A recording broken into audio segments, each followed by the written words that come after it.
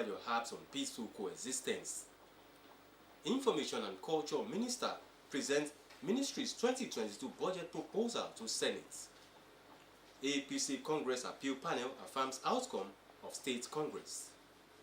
Good evening and thanks for joining us on the news tonight, reaching you from the studio of NTA Ijebu ode. My name is Joel Bukwola. Now the news in details. Vice President Yemi Osinbajo has stressed the need for peaceful coexistence among all people as they join the Christian community in the northern part of the country at the 17th International Catholic Conference holding in Kafanchan, Kaduna State. State House correspondent Jide Onifade reports. It is a time for celebration.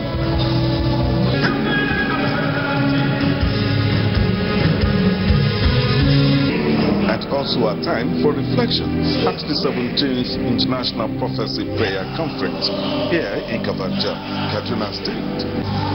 Among the congregation is Vice President Yemi Osinbajo, who is invited to speak in blessing of the people and the nations of the church.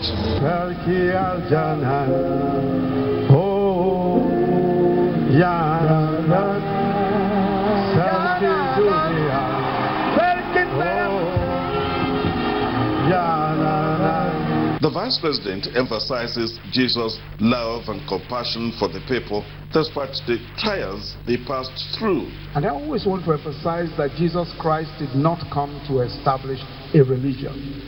And while making references to various areas in the Bible, Vice President Osinbajo calls for peace, forgiveness and righteousness. As he says, these are what exalt our nation.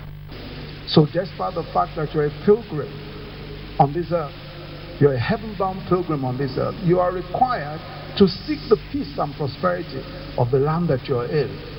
You are required to pray to the Lord for it, because if it prospers, as the scripture says, if it prospers, you too will prosper. But as citizens, as leaders, we must make God our companion. Using the Vice President as a point of contact for the nation, the congregation prayed for Nigeria and other nations passing through difficulties. For Nigeria to move forward. The event also includes the celebration of the 30th anniversary of the Throne Room Trust Ministry. Church must stop criticizing its own. And Apostle Emmanuel Nuhu Kure's 42 years in the ministry. Jide Onifade, NTA News. Vice President Yemi Osinbajo at a meeting of Network of African Parliamentarians in Abuja says Nigeria remains committed to fulfilling our obligations as a member of the Economic Community of West African States ECOWAS, African Union and the leader of the continent. National Assembly correspondent Vivian Idekpefo reports. Transnational terrorism, cross-border crime, asymmetrical and cyber warfare, as well as armed conflicts that persist in renewed forms, experts say require another tactical approach. This gathering of African parliamentary members of defense and security committees, therefore, seeks to explore the prospects of the recently developed European Union Peace Facility and the strategies adopted by legislators in discharging their constitutional roles in a pandemic, particularly as it relates to national security. Vice President pointed Nigeria's commitment to Africa's integration and ECOWAS protocol on free movement of goods, people and services. At a time governments across the continent are dealing with multiple threats that could jeopardize regional security, the Vice President believes the newly established European Peace and Defense Facilities would advance the capacity to promote peace and stability. As part of our efforts in responding, we have prioritized our commitment to the constitutional imperative of guaranteeing the security and welfare of the people.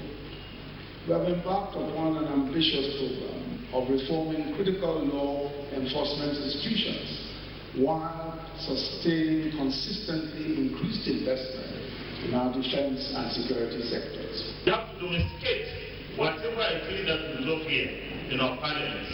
And what is essential also is to also engage the executive arms of our government in all our countries. Drawing from his experience in the military and now a traditional, cultural and religious leader, the Sultan of Sokoto assured of support and leadership in attaining set goals. And as traditional religious and cultural leaders, we will always be around to support you, to also lead in getting things done. And alhamdulillah, here in Nigeria, I want to tell our African brothers here, we have a very, very close relationship between the National Assembly with the executive and the traditional religious leaders. The three-day conference has defense and security cooperation between Europe and Africa, new mechanisms and reappropriation as the theme. In Abuja, Vivian Idepefo, NTA News. The Information and Culture Minister, Lai Mohammed, has presented the 2022 budget proposal of 7.8 billion of the ministry before the Senate Committee of Information and National Orientation. Anthony Forson has details. Without any waste of time, Honorable Minister, let us start from you, because we want to know all your proposal of budget 2021 and also 2022.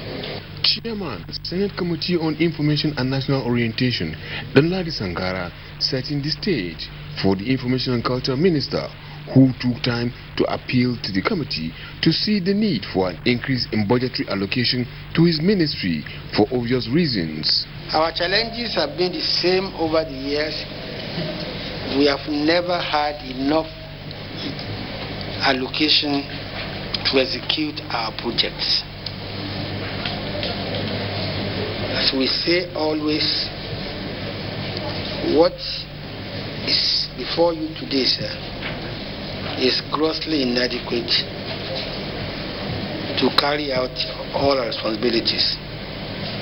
We are also, of course, not unmindful of the challenges the country is facing, both in terms of revenue generation and in terms of the epidemic that has also affected not just lives but our source of livelihood. Responding to questions from members of the committee, Lai Mohammed maintained that with adequate and timely release of funds, the job of his ministry will be made easy. Yes, feeding the pulse of Nigerians is very important, but we have other means of so doing, and that's one example I gave you, sir. But I agree with you that we clearly need this money, and in this argument, Mr. Chairman, I will not arise if we have gotten the money as and when. Out of the over 7.8 billion naira proposed, personnel and overhead will go up 3.9 billion and 900 million naira respectively, while the sum of over 3 billion naira will go for capital projects as it relates to both information and culture sector. In Abuja, Anthony Forson, NTA News. The average mental health of the population has a direct effect on the country's growth and development. This is why an annual research conference organized by the Federal Neuropsychiatric Hospital Yaba seeks to address growing mental health challenges amidst the COVID-19 pandemic. Ingino John Hedams reports. As various countries the world over grappled with the consequences of insecurity and other conflicts, the coronavirus pandemic reared its head, further aggravating the existing situations. Medical experts point out that these complications are triggers for mental illnesses. A World Health Organization study which reveals that there are more people living with mental health disorders in troubled spots is an affirmation of this fact. By enhancing its capability, the conversation by this psychiatrist and clinical psychologist is aimed at addressing this threat. The virulent nature of the pandemic, that is, highly contagious, it spread quickly. Then the complication from it, many people dying from it. As a result of this, the people tend to think, and as a result of excessive thinking, some of them may become depressed. We are asking that health, apart from being a regular issue or an economic issue, now becomes a security issue. If you don't take care of the health of Nigerians, there is a threat to the economy. Talking holistically, taking health holistically, we have to take cognizance of mental health as well as physical health.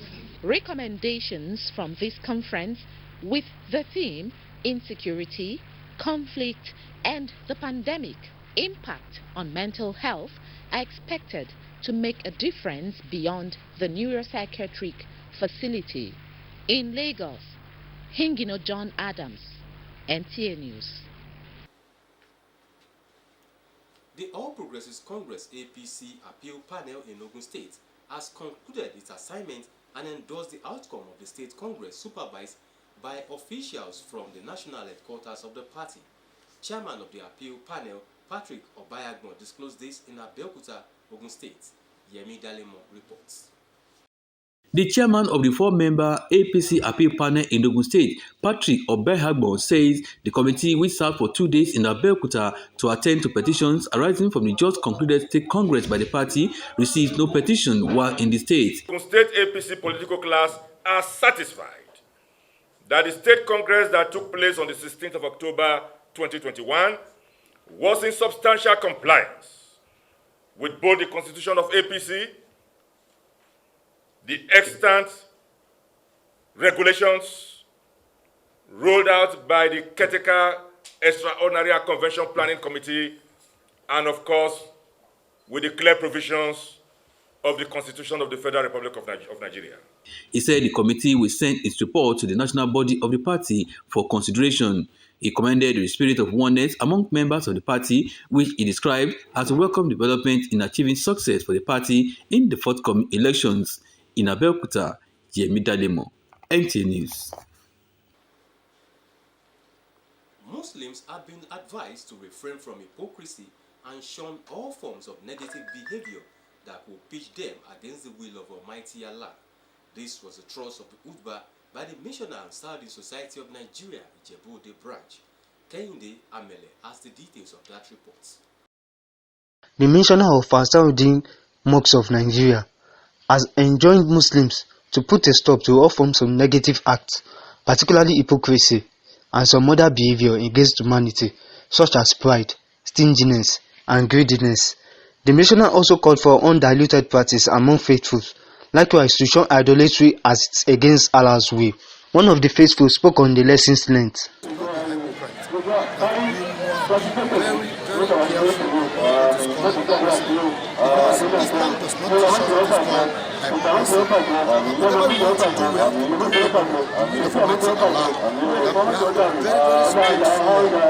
In Islam, there is nothing like hypocrisy. That is all what I learned about today's khutbah. The lesson of today's khutbah taught us exactly to believe in the oneness of Almighty Allah. That is just the lesson I personally learned about today's khutbah, that we have to believe in the oneness of Allah. That whatever you want to do, you must do it according to the will of Islam, according to the Islamic jurisprudence, which is Sharia.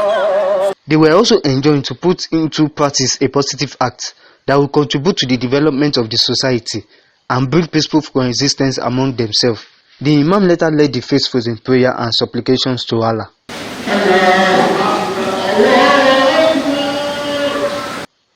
In Ijebu ode, Kehinde Amele, NTA News.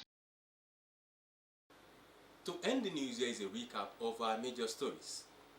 The Vice President, Professor Yemi Osinbajo, has harped on peaceful coexistence among Nigerians.